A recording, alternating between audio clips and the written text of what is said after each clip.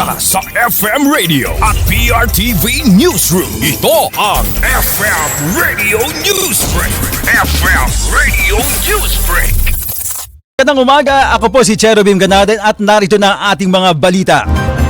Bagong miyaw-miyaw, ito ang naging babala ni House Committee on Human Rights Chairman Bienvenido Abante kay Navotas Representative Tobias Toby Chanco matapos umano nitong paulit-ulit na mga intriga at pamumulitika laban kay Pangulong Ferdinand Bongbong Marcos Jr. at dating House Speaker Ferdinand G. Romualdez kaugnay sa mga aligasyon sa budget.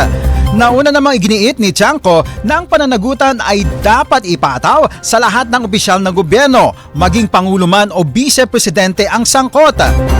Pero nilinaw at binigyang diin ni Abante na si Romualdez ay nilinis na ng Independent Commission on Infrastructure o ICI at walang nakitang anumang paglabag sa pagsusuri nito sa mga flood control projects.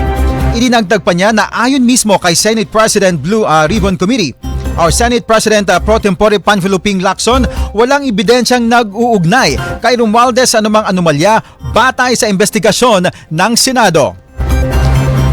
FM Radio Newsbreak. FM Radio Newsbreak. Fit to stand trial? Ito ang naging desisyon ng International Criminal Court kaugnay sa kalusugan ni dating Pangulong Rodrigo Duterte.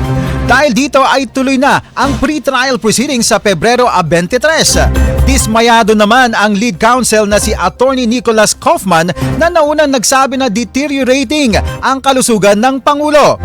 Taliwas ito sa naunang mga sinabi ni Vice President Sara Duterte, Congressman Pulong Duterte at bunsong anak ng dating Pangulo na si Veronica na maayos at mabuti ang kalusugan ng dating lider. FM Radio Newsbreak. FM Radio Newsbreak. Mga ka-vibes, huwag magulat kapag nagpakarga ng krudo ngayong umaga.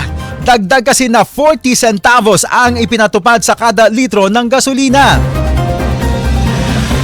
Habang 1 peso at 40 centavos naman sa kada litro ng diesel at 80 centavos per liter sa kerosene. Kaya't ang tanong namin mga ka-vibes, nagpakarga na ba kayo ng gasolina nyo?